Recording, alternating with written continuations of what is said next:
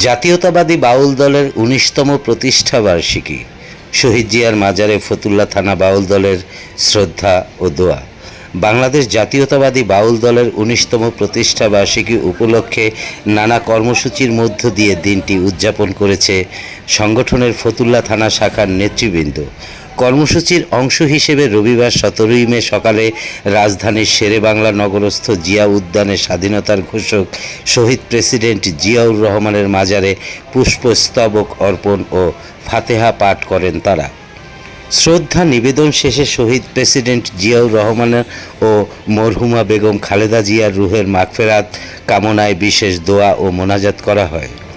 এ সময় সংক্ষিপ্ত বক্তব্যে ফতুল্লা থানা বাউল দলের আহ্বায়ক ইউনুস ভান্ডারী বলেন, শহীদ প্রেসিডেন্ট জিয়াউর রহমান ছিলেন বহুদলীয় গণতন্ত্রের প্রবক্তা এবং বাংলাদেশি জাতীয়তাবাদের জনক।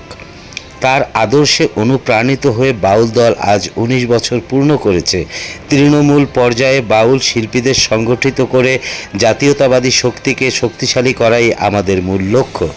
আমরা বর্তমান প্রেক্ষাপটে গণতন্ত্র পুনরুদ্ধারের সংগ্রামে দেশনায়ক তারেক রহমানের হাতকে শক্তিশালী করতে রাজপথে সদা সক্রিয় আছি এবং ভবিষ্যতেও থাকব। অনুষ্ঠানে প্রধান অতিথি হিসেবে উপস্থিত ছিলেন জাতীয়তাবাদী বাউল দলের কেন্দ্রীয় কমিটির সভাপতি রফিকুল ইসলাম তুহিন এবং নারায়ণগঞ্জ জেলা বাউল দলের আহ্বায়ক দেওয়ান শরীফ। এছাড়াও ফতুল্লা থানা বাউল দলের নেতৃবৃন্দের মধ্যে উপস্থিত ছিলেন সদস্য সচিব চানমিয়া চিস্তি, যুগ্ম আহ্বায়ক সুমন সরকার সহ সংগঠনের বিভিন্ন পর্যায়ের নেতাকর্মীবৃন্দ। পরিশেষে উপস্থিত নেতৃবৃন্দ এই অঙ্গীকার ব্যক্ত করেন যে গান এবং সুস্থ সাংস্কৃতিক লড়াইয়ের মাধ্যমে তারা শহীদ জিয়ার কালজয়ী আদর্শ এবং জাতীয়তাবাদের বাণী বাংলার প্রতিটি ঘরে ঘরে পৌঁছে দেবেন। জেলার পক্ষ থেকে বাংলাদেশ জাতীয়তাবাদী বাউল দলের ১৯তম প্রতিষ্ঠা বার্ষিকী আমাদের কেন্দ্রীয় নেতা সাবেক ছাত্র নেতা রফিকুল ইসলাম তুহিন সাহেবকে মাধ্যমে আমরা শহীদ প্রেসিডেন্ট জিয়াউর রহমানের মাজারে ফুল অর্পণ করতে আমরা উপস্থিত হয়েছি। আমাদের মাঝে উপস্থিত আছেন আমাদের কেন্দ্রীয় নেতা রফিকুল ইসলাম তুহিন ভাই, আমাদের মাঝে উপস্থিত হয়েছেন আমাদের নারায়ণগঞ্জ জেলা ফতুল্লা থানার আহ্বায়ক জনাব ইউনুস ভান্ডারী সাহেব। আমাদের বাংলাদেশে